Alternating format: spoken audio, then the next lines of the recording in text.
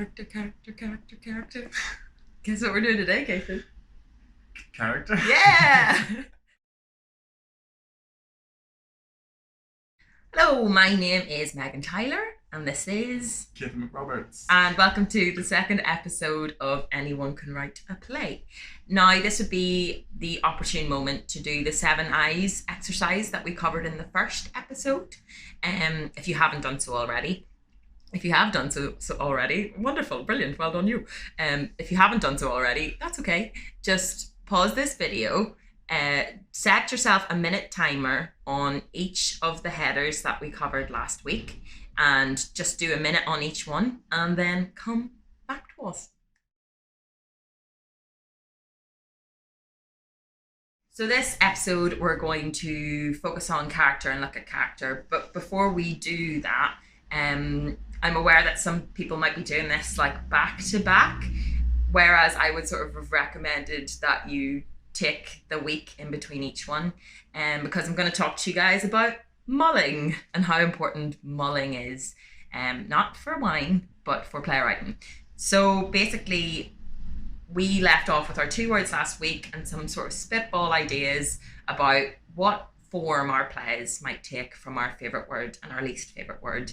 And over that week, you might have noticed that your brain has started to like make little connections, make little sort of bits of snatches of dialogue or speech, or sort of, you might have sort of steered away from your original idea, and your brain might have just sort of gone on and sort of done some of the work for you in terms of what your play could be.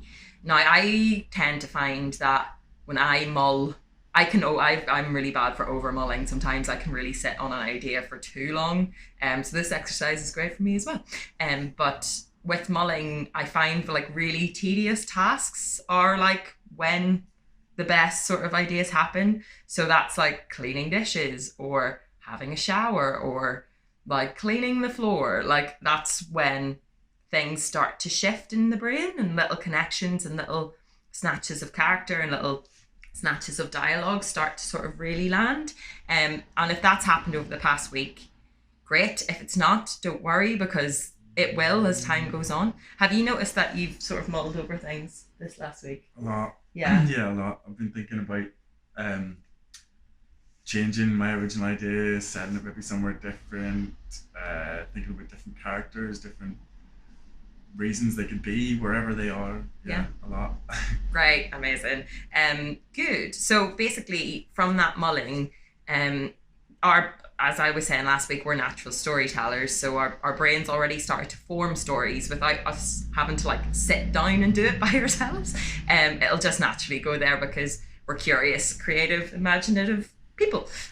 So right, basically, from there, we're gonna just go back to our original words and start to make some concrete decisions. So we've done a little bit of mulling for a week, and now from that mulling, we're going to ask some questions and make some concrete decisions. Okay, so character.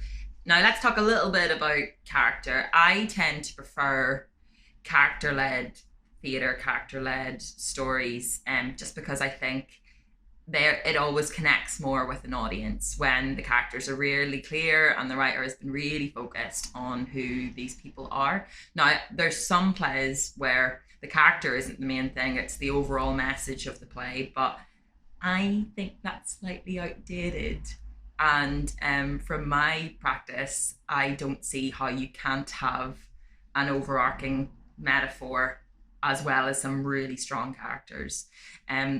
The trick with characters is, I mean, I'm saying this as an actor, you might also agree, is like you want to pick up a script and just be like, the characters want to bounce off the page. Like you want to get a script and go, I really want to play this part. Oh my God. You want characters that an actor will absolutely fall in love with. Because whenever you provide that, they give even more and they find more within your script, your text, and it just brings the play to life in a completely beautiful way. So on that, what we're going to do is really focus on our characters now and really get some concrete decisions made from the words that we came up with last week. You ready? Now, I've done a lot of mulling over who my characters could be from the words we came up with last week. And so for this, I want you to go back to your words and your lovely word maps. So at this stage, we've decided something that excites us about this, and we're going to work from there.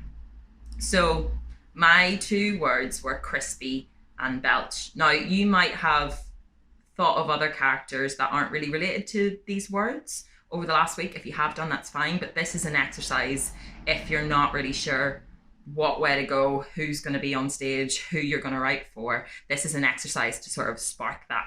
So what we're going to do is we're going to take our first word, our favorite word, so mine was crispy, and we're going to write it at the top of our page.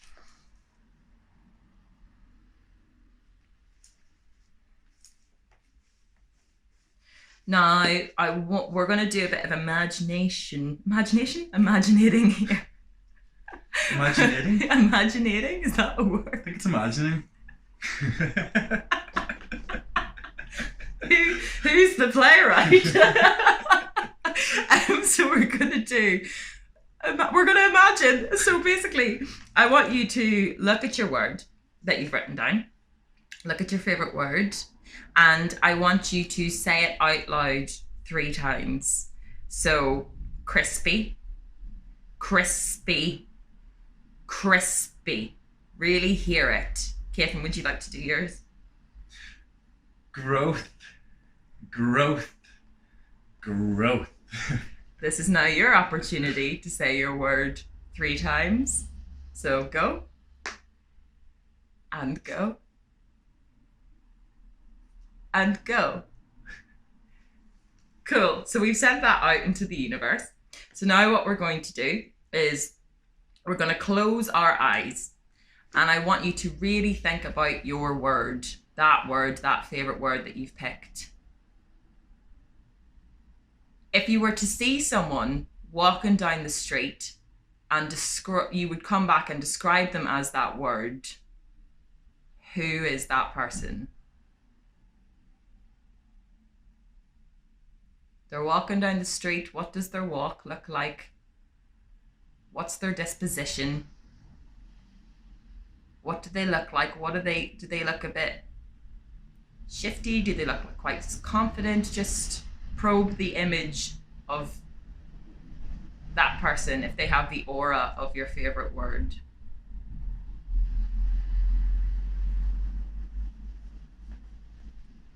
Okay, and open your eyes. So I have crispy as my favorite word.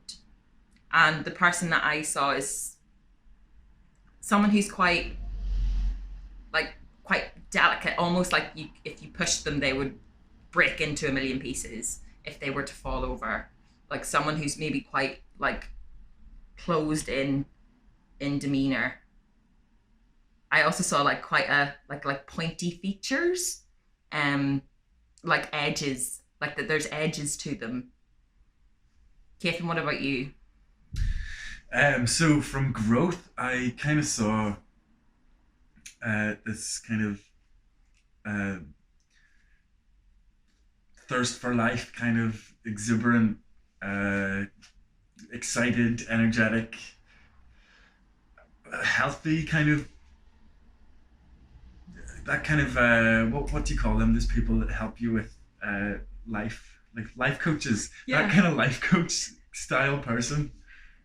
Real confidence, walking down the street, looking at everything, seeing life, not stuck in the phone, you know.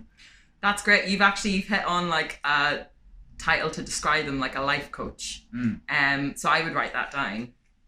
Now, for you at home, for drawing out a character from this word, like try to capture them in something like life coach. So like, I don't know, like a guru. So for like crispy, I would say like the person that I'm seeing is a delicate witch. A delicate witch. Yeah, that's sort of what I'm the person I'm imagining in. Imagining. Why can't I say that word today? Okay, so you've sort of maybe landed on someone now, and I would sort of write it down and put it in a box. So I've got crispy at the top of my page, and then I've put delicate witch here in this box. Whatever that may mean. And now we're going to move on to our least favourite word from last week. And we're going to do this, we're going to repeat the same exercise to draw out a character. So my least favourite word was belch. So I'm going to say that 3 times. Belch, belch, belch. Oh, I said it 4. Catherine? Swelter, swelter, swelter. God, I hate it so much. So now this is your opportunity at home to say your word out loud into the universe 3 times. So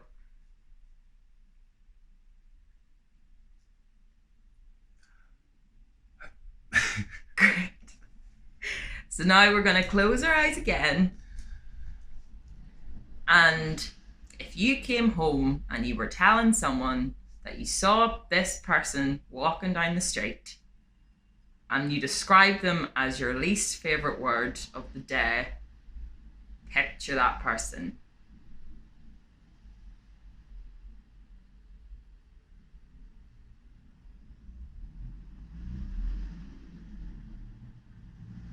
Ask yourself, so for me, I'm asking what a belch person looks like.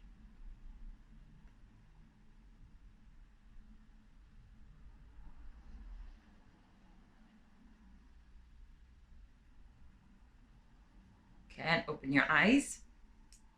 Now what my brain's done there is relate, all I can see is this, and this happens with character. You relate it to people you know or used to know.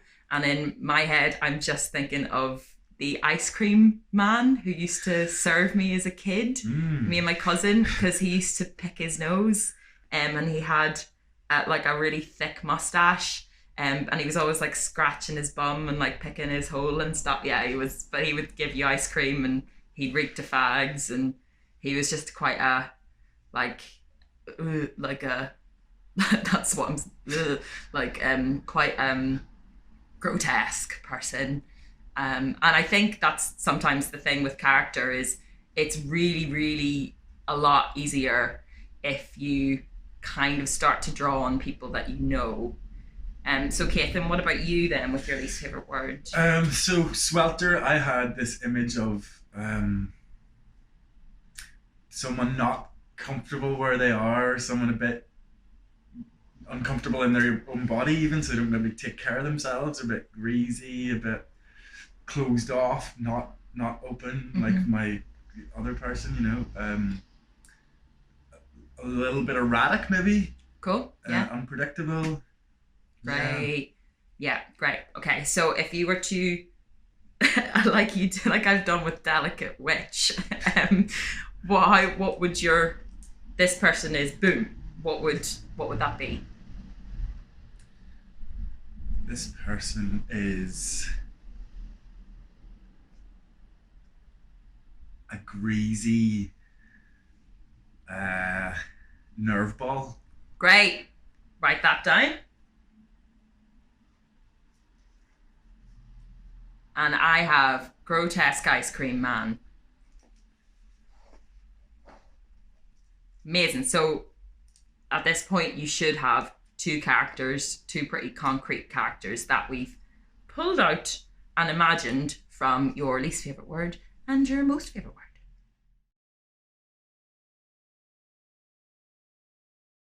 Okay, so now we've landed on 2 concrete characters. So mine are delicate witch and grotesque ice cream man. And Catherine, yours are? Life coach and greasy nerve ball. Great. There's also some just like really nice natural contrasts coming out, which is what I secretly love about the favourite and the least favourite word of the day thing is you're already causing a contrast, which means whatever you create from there causes a contrast, and contrasts in a play are juicy. So before we move on with like sketching our characters out, one thing I will say is if you look at the world of the arts, if you look at things on TV and the history of all time, forever and ever, you'll see that straight white men are we've covered them. We've done them. And if the two people you've sort of imagined or have landed on are two straight white men, I would highly encourage, for the sake of the future of the arts, that you do not do that. And that is really easily fixed. Just swap a gender, swap sexual orientation, swap the colour of their skin, but just don't write for two straight white men in this day and age. I shall not abide it as the leader of this workshop. So just make that little change now if you've landed on two straight white men from that last exercise we've done. So now moving on, after that little arts lecture there, we're going to sort of sketch our characters out. So what we're going to do is sort of figure out their name, their age, where they're from, all those kind of character profile things. Now, what we're going to do first is you're going to write the title that you've given them at the top of another page. So take your favourite word first. So I'm writing delicate witch at the top of the page.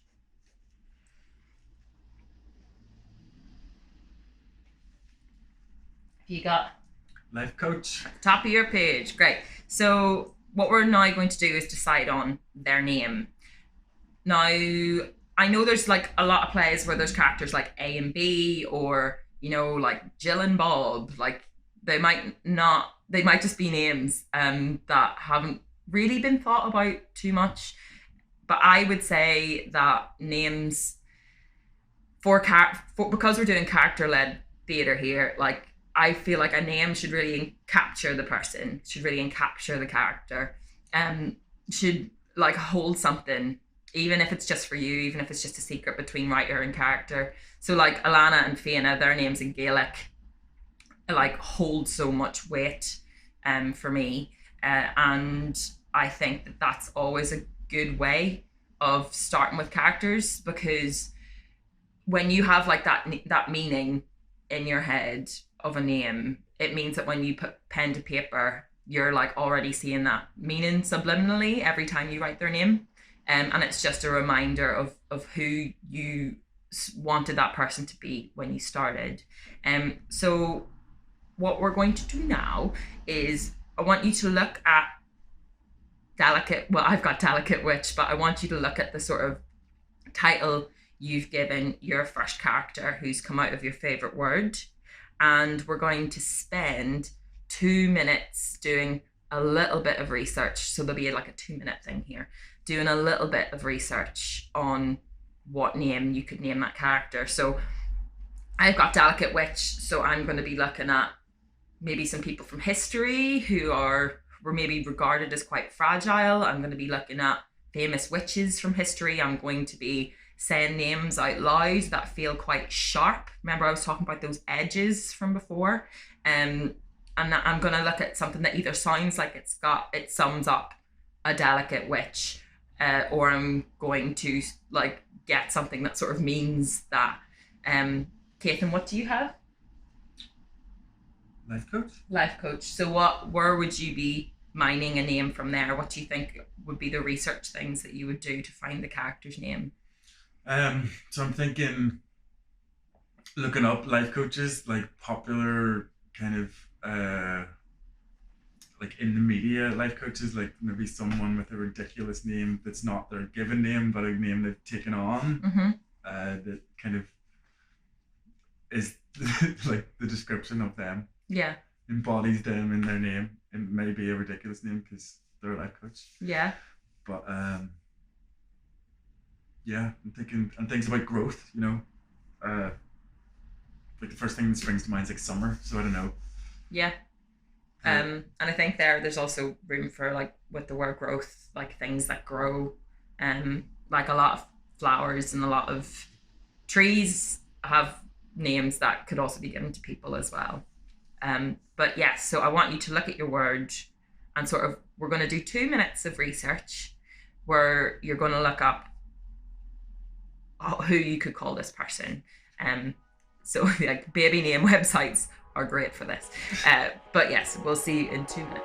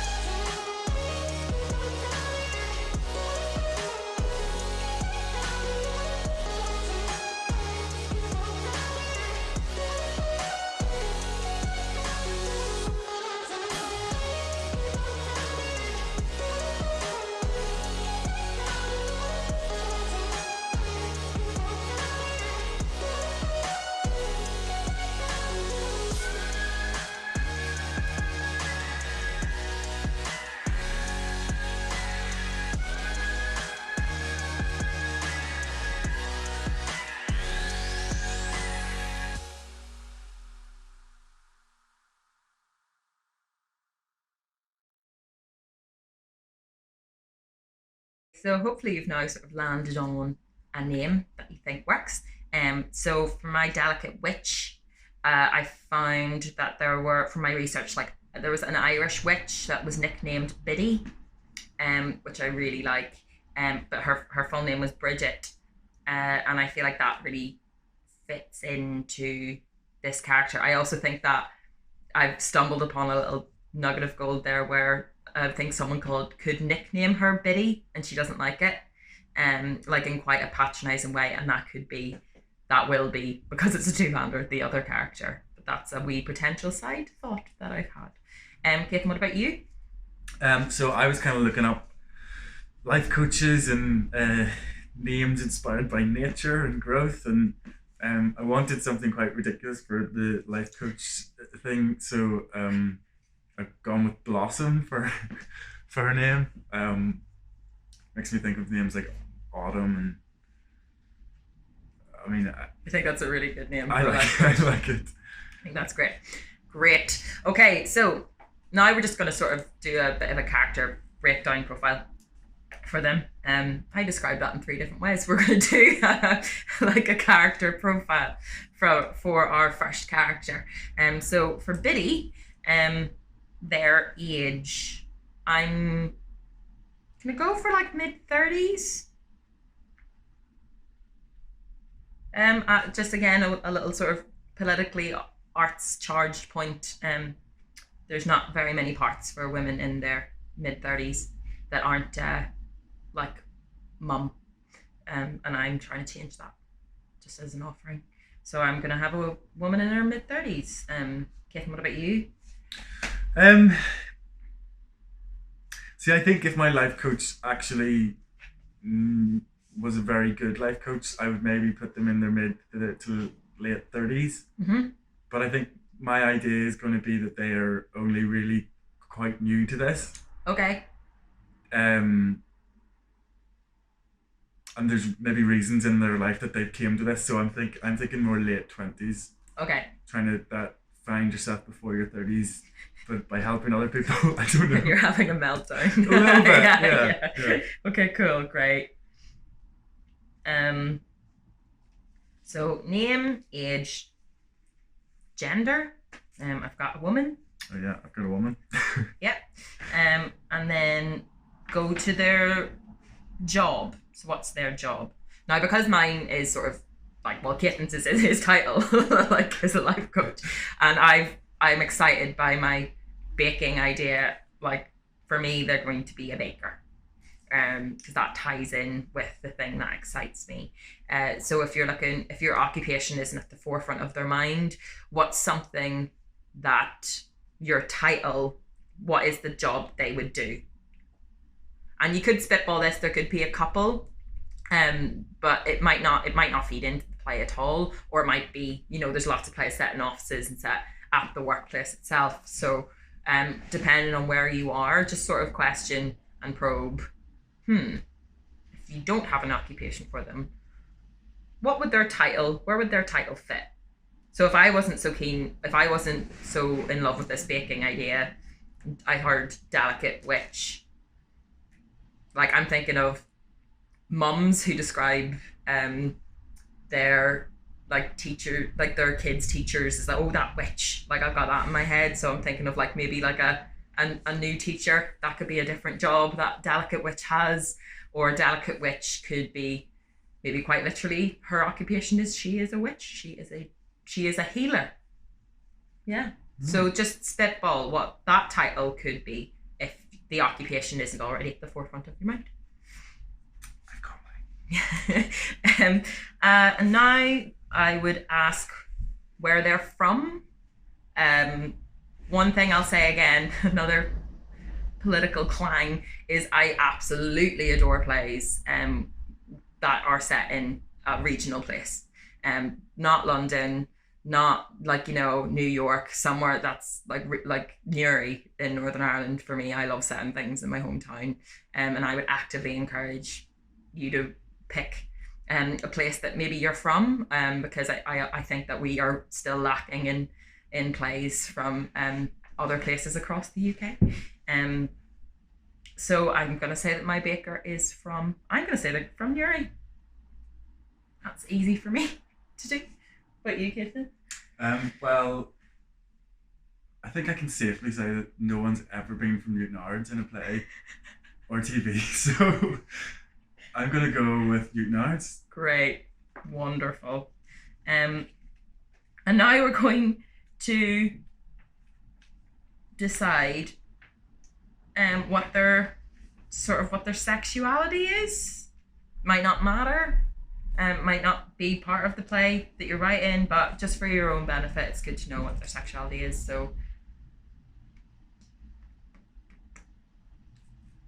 I'm going to have a queer woman. What about yourself, Caitlin? I'm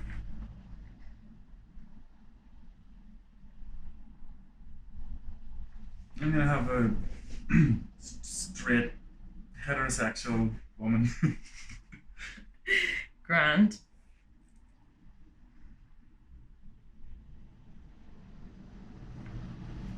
And I want you to, we're going to spend 2 minutes on this as a little sort of exercise.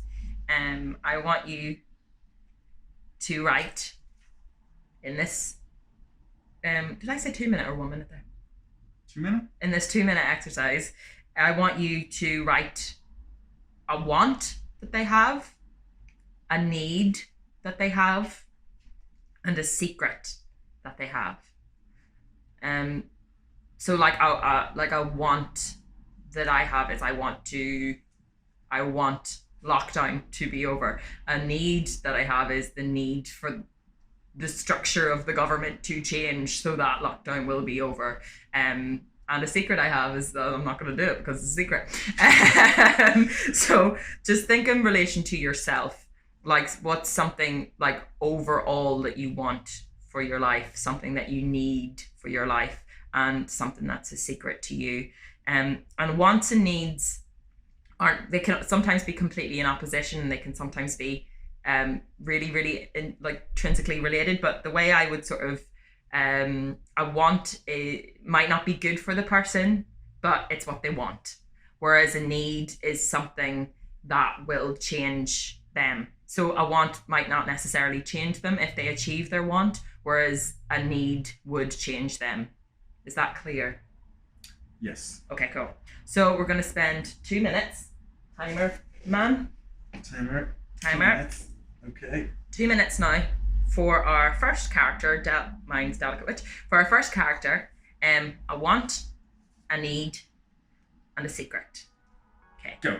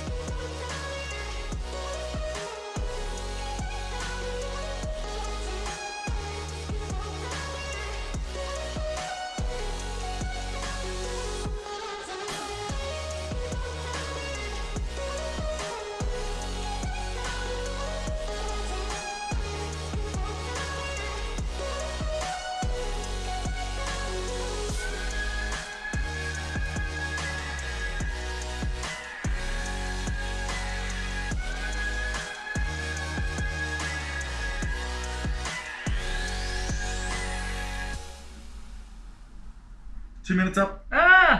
Okay, cool. Great. Good work, guys. So for Bridget, my delicate witch baker, her want is to be the best baker.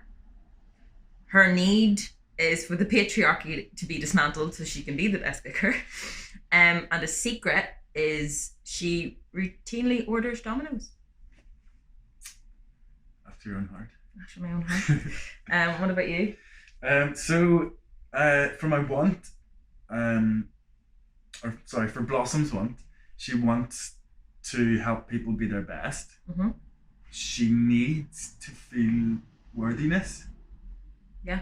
And her secret is that she once stole pick and mix from Woolworths in the square in Newton. I love that. She's held that with her whole life. That's brilliant. Love it. Great. Wonderful. So now let's move on to character number 2. So we're going to do much the same as we did before. So character number 2, your least favorite word. What were you? The title that you've created from your least favorite word. So mine was grotesque ice cream man. And we're now going to do our name research. So again, think of a name that captures that title, captures that person you saw in your head. If you need to go look up names that mean, do that. Baby name websites are really good for this. But yeah, we're going to take 2 minutes again right now to do a little bit of research, and then we'll rock and roll with our second character, Bridget.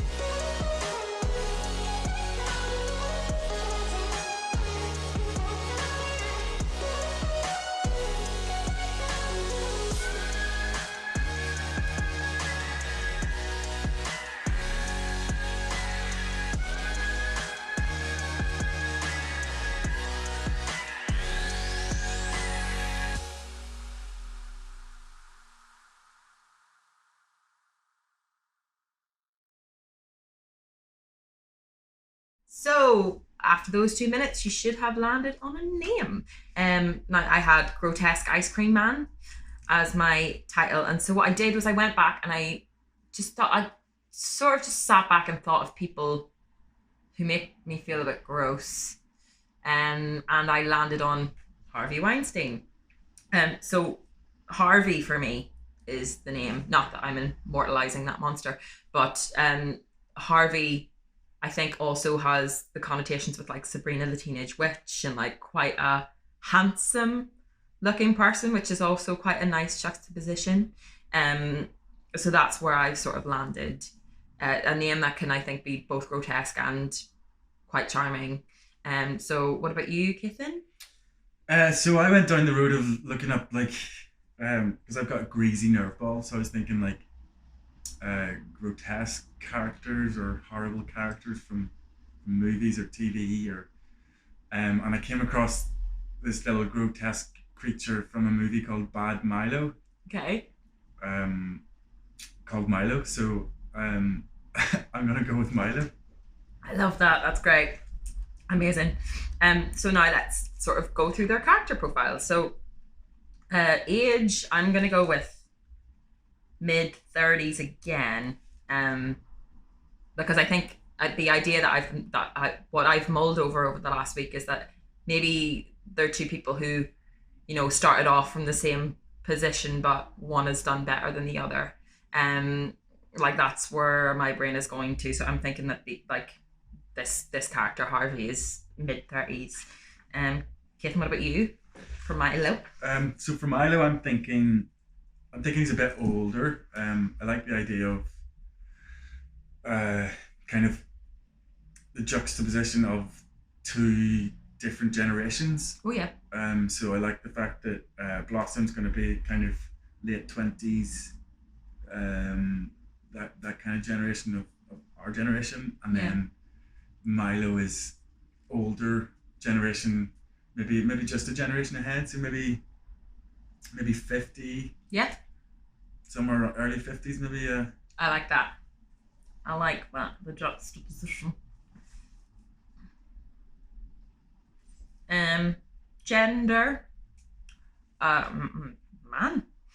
Yeah, I got a man. I got a shish man. Job. Again, this is quite easy for me because it's a baking competition, so I'm going to go for another baker. Kathleen. Oh yeah, job. What's his job? What is his job? It's funny. I saw him working in the Social Security Agency. Oh. But I don't know. What can you talk through why you've landed? How you've landed there using logic brain? Okay. I don't know if there is much logic to it, apart from the fact that when I was younger and I used to go to the Social Security Agency office in Newton Ards, there were some real characters sat behind the desks. There were some that you would be delighted to get and that you knew would be really helpful, and there was some that you didn't want to be anywhere near because the smell alone was bad enough to put you off. So that's why I kind of landed in the social. And I guess a lot of, you see some characters there. Working behind the desk, yeah. Not even working behind the desk. Well, coming no, in as well. but coming in as well, and then you're one of them too. Let alone in the Social Security, you're in your nards in the Social Security Agency office. So yeah, that's good. That's really good. I like that. I think Caitlin's hit on something there, which is like jobs that you have retained from your head, from your own personal experience. Like your own personal experience is, I think, so important for playwriting. Like so important for figuring out characters, because everything we draw on, everything we create comes from our own lives, whether we like it or not. Awesome. So we've done jobs. Where are they from? I quite like contrasts, so I think what's the polar opposite of Newry? That's going to be somewhere like Oxford or Kent, like somewhere that's quite the New Forest. The New Forest in I'm gonna go for like Oxford, I think. What about you, Kaithin? I think it has to be Newtonards. Yeah. I think it has to be, because then you've got the juxtaposition of the two people from the same place, from different generations, with very different trajectory. Yeah. I think that, yeah. Right. You've also just hit on something there, which is like these character profiles. It will be really interesting what is similar and what is different. So we're going to do sexuality first, and then I'll touch back on that. So sexuality, straight. For Harvey over here.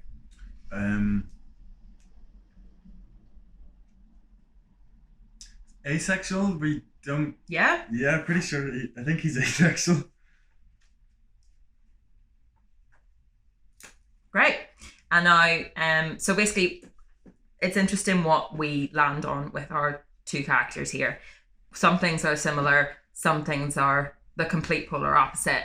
And I think that's really good for a two-hander for two characters, because there can be similarities. Like, I've got two bakers, they're in their mid-30s, but I've also got one from Oxford, one from Newry. There's already a complete culture clash there. That's going to be interesting to explore. I've got one who's straight, one who's queer. Again, that's going to be an interesting juxtaposition to explore. Great. Caitlin, you've got two people from Newtonards who have different jobs. Very different jobs, very different kind of outlooks. One is maybe quite sexual, and the other isn't sexual at all. Mm-hmm. Yeah, great. So just it's a really good opportunity just to look through those two pages and just take note in your brain of what's similar and what's dissimilar, because that's where we're going to mine lots of juicy stuff when we're creating content. But now on to our exercise. So Caitlin, can you set a 2-minute timer, please? So for 2 minutes, and once again for our second character, we're going to write a want, a need, and a secret. So a want, a need, and a secret. Okay. Okay. Are we ready? I believe we are. And let's go.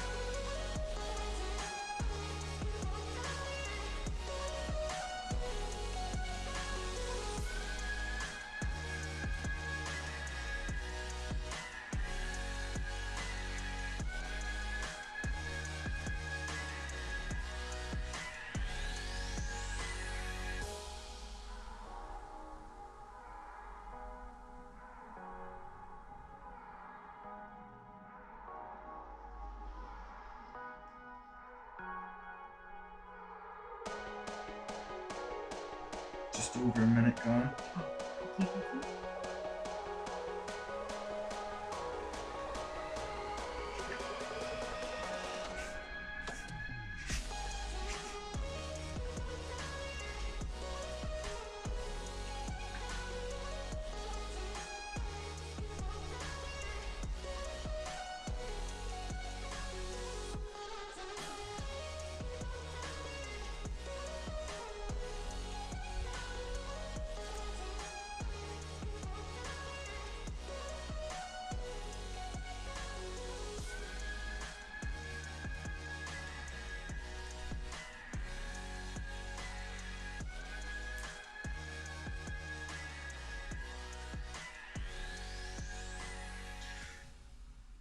Two, one, go. Yay. Okay, cool. Let's go. So, wants, needs, secrets. So I've discovered on something really, really interesting now. But so my want for Harvey is he wants to be unstoppable. A need that he has is to thin out the competition. And a secret is he stole his recipes. Which I think, like, some secrets can absolutely not like add anything to a play, but that's something that I stumbled upon that I'm like, interesting. So what about you, Kason? So his want is to be loved. Oh yeah. You may be asexual, but he can still love. Of course. Need to have a sense of purpose. Mm-hmm. I think that's why he does the job he does, because he feels like it's helping in some respect. And his secret is that he was in love with his cook in school. Oh. Because she was the one that showed him, I guess, care through giving him every day. Okay, I'm in love with Milo. Oh. Just an emergency services vehicle outside. Okay, great. So we've got our two profiles for our two characters. We should sort of now have more of an understanding of what thing we're going to land them in, or how these two people are going to interact. So if we think back to our exciting thing, so I've landed on there's going to be a baking competition with these two people involved somehow. I don't know if that's maybe one of them's a judge and the other one isn't. Like, what's the power play there?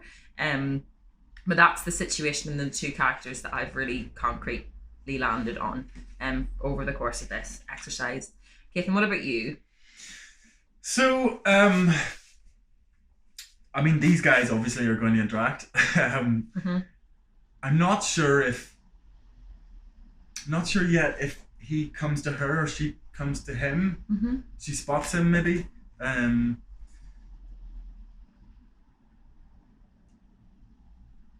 Yeah, I don't know if I'm setting it in the Social Security Agency office. Has she had to go there because the life coaching isn't working, or she's just about to start into it and that's her, you know, you go to the Social Security Agency and they say, what's your job? And you say, I'm an actor, and they go, no, but okay, what job? So that's like, that could be the same thing for her. She's like, well, I'm a life coach. And like, okay, but like, really, what are you going to do? So that could be where they meet, and maybe something happens there with them. Great. Yeah. Good work, everyone. So basically now we've got two concrete characters, and that is going to be awesome for building upon. It's going to be awesome for just like finding out how these two interact with each other in the same room. That's something I'm going to sort of plant in your brains just to mull over, not as homework, but just to mull over this next week, is how do these people speak and how would they interact with each other? Just as a thought exercise, how would they interact with each other? Now there's questions there of, do they know each other previously? Are they complete strangers? Now if they already know each other, then there's a history there that you need to work out. And if they're strangers, then what's quite nice about strangers is from the audience's perspective, like they're seeing the newness, the introductions for the first time, which is also quite joyous. But when there's two people who are landed with a history, there's more of a sort of working out for an audience as to what has happened in the past, what the past has meant. And another sort of question I'd say to sort of mull over is why these two characters meet now. So in the world of your play, why are these two characters meeting now? Why now? Always think about why now. What is the reason for now?